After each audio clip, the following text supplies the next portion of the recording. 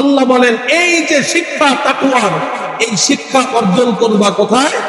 কোন মা'আস-সাদিকিন, নেক আমল যারা পৃথিবীর জমিনের মধ্যে করে ওদের সাথী হও, ওদের সাথে থাকো।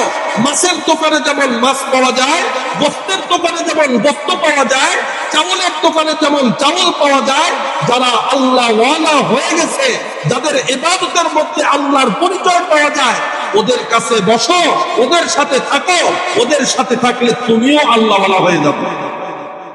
একটা চোরের সাথে থাকলে যেমন চোর হয়, একটা ডাকাতের সাথে থাকলে যেমন ডাকাত হয়, একজন ঈমানওয়ালা বান্দার সাথে থাকলে তেমন ঈমানওয়ালা হয়।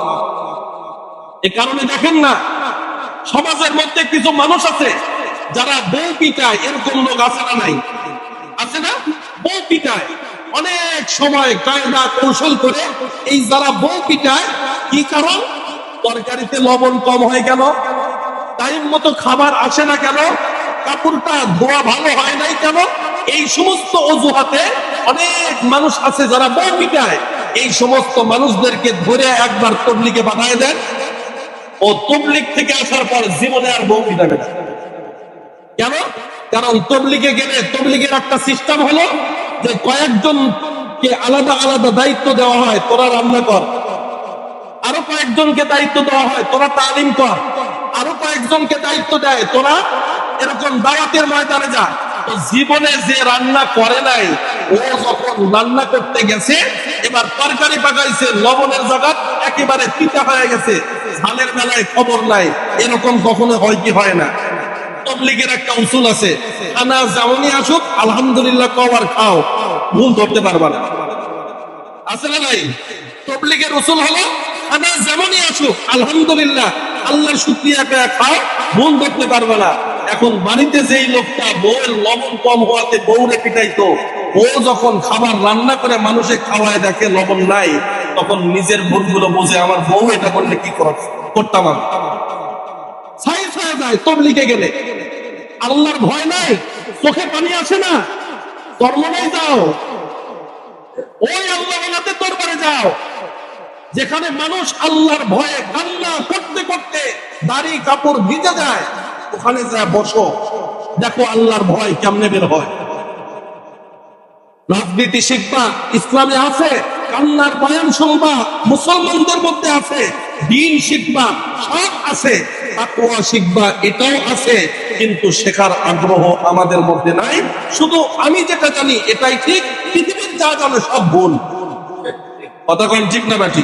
আমি যা জানি এটাই আসল, আর বাকি মানুষরা যা জানে সব ভুল। এই আকীদা যতদিন পর্যন্ত আমাদের মধ্যে থাকবে, এতদিন পর্যন্ত মানুষ হতে পারবো, তবে সঠিক মানুষ হয়ে কবরে যেতে পারবো। সাহাবা ইকরামের গুণ ছিল, সাহাবা ইকরাম নিজেকে নত করে দিতেন। আমি যা জানি জানি, আরেকজন কি জানে এটা আমার দরকার, আরেকজন কি জানে ওটা আমার দরকার।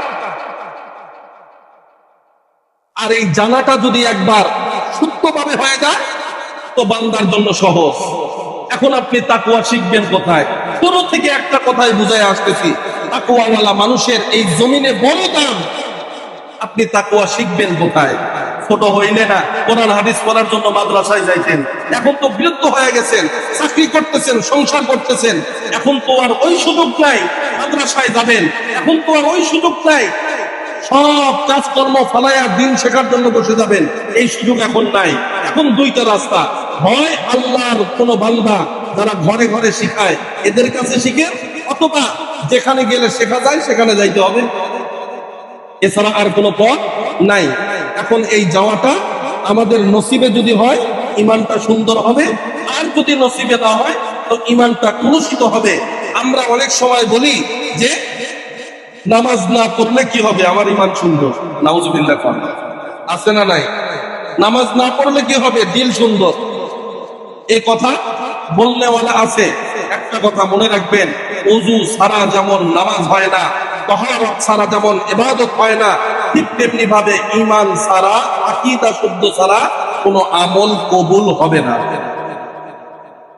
ঈমান ছাড়া, আকীদা শুদ্ধ ছাড়া কোনো ইবাদত কবুল হবে না। আপনার বুঝে আসুক আর না আসুক, আপনি মানেন আর না মানেন, কোরআনের কথা এমনই, আকীদা শুদ্ধ করো, ঈমান ঠিক করো, 2 রাকাত নামাজ পড়ো, নাজাতের জন্য যথেষ্ট।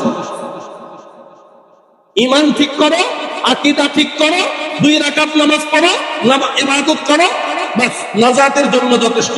বলবেন হুজুর কই পাইছেন এই কথা? হাদিসটা শুনে নেন। পয়গম্বর বলেন আখলিস দীনাকা ইয়াকফিকাল আমালুল কলিল। পয়গম্বর বলেন দ্বীনের মধ্যে প্রবেশ করার পর বান্দা তুমি যদি অল্প আমলও করো আর এটা যদি সঠিকভাবে করো, নাজাতের জন্য যথেষ্ট। হাদিস আমরাও পারি এ কথা বলে অনেক সময় বড় হওয়ার দাবি করি, কিন্তু তাকওয়া ওয়ালা বান্দা যারা, তারা এরকম গর্ব অহংকার করে না। সামনে আরেকটা তাকওয়ার মাস আসতেছে, আরেকটা ইবাদত আসতেছে। আল্লাহ চাহে তো আগামী জুমা থেকে ওই ব্যাপারে আলোচনা করা যাবে। আল্লাহ পাক রব্বুল আলামিন বলেন ওই ইবাদতটাও বান্দা তোমাকে দিলাম তাকওয়ার জন্য।